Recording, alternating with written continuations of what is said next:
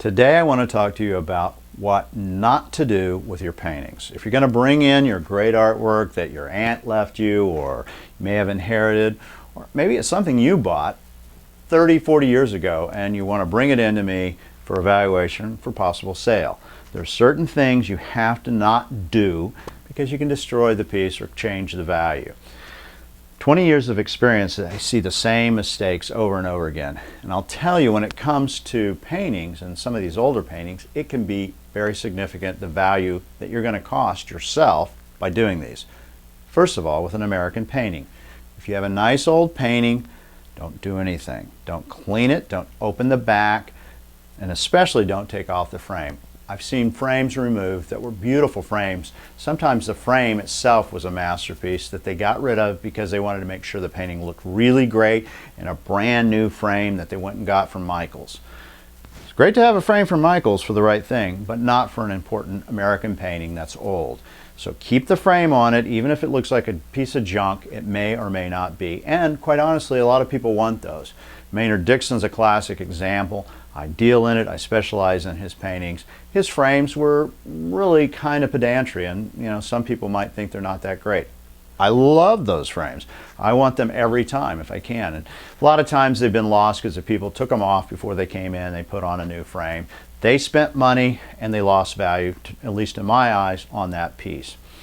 2, if you happen to have a painting that has a partial signature, don't fill in the signature. I know you want to make it where we can see it and you think it's going to increase the value. You're ruining it. Again, with Maynard Dixon, sometimes he would sign it MD. I've seen people go, oh, well, we know it's a Dixon. We'll just take the D and make it IXON.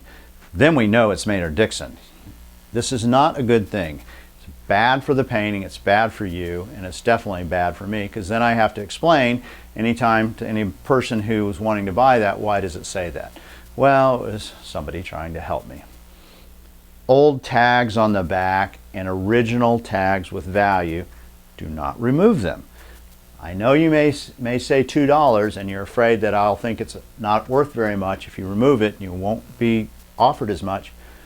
We love these old tags. It shows age, it shows history, and quite frankly, a good dealer, we don't care what you pay for it. The piece is what is worth what it is worth. If you paid $2 and it's worth $200,000, well, you did really well. The fact of the matter is, most early pieces, the time frame at that time, pieces weren't very expensive in today's dollars, so it looks like they're not worth a lot. We leave those alone. They're very important. The bottom line, when you're handling your work and you're bringing it in for evaluation, your best thing is to not do anything. That means if you think that it might be valuable, just be careful.